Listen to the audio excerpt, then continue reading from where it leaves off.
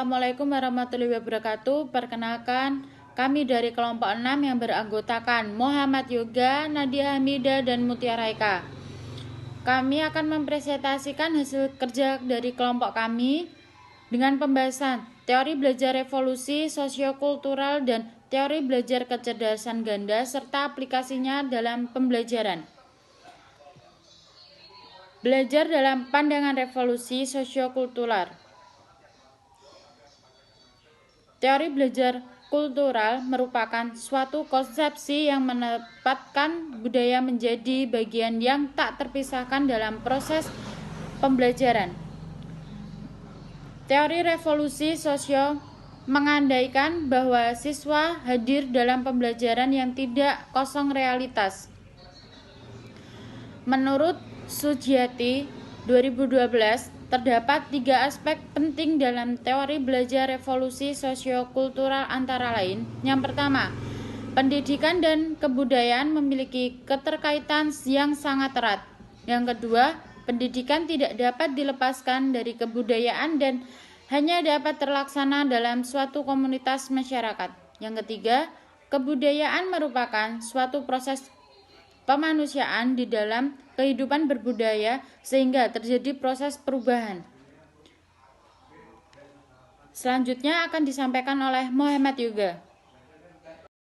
Selanjutnya saya akan menjelaskan tentang teori belajar menurut Howard Gardner, yaitu kecerdasan ganda.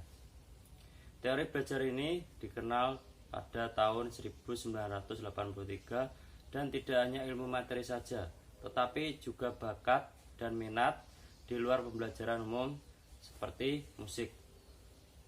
Dan selanjutnya panduan untuk memahami tentang karakteristik kecerdasan eksistensial ada 4 poin.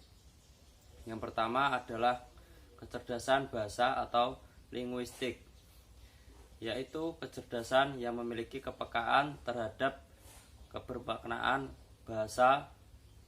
Dan yang kedua ada kecerdasan visual, yaitu kecerdasan yang memiliki keterkaitan pada gambar. Dan yang ketiga ada kecerdasan musikal, yaitu kegiatan yang disukai oleh pemilik kecerdasan, contohnya bernyanyi, menulis lagu, dan masih banyak lagi. Dan yang terakhir ada kecerdasan logika matematika, yaitu kegiatan yang berhubungan dengan angka-angka.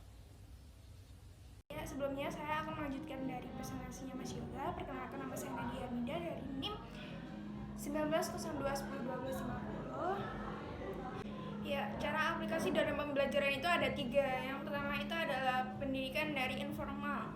Pendidikan informal itu dari keluarga kita.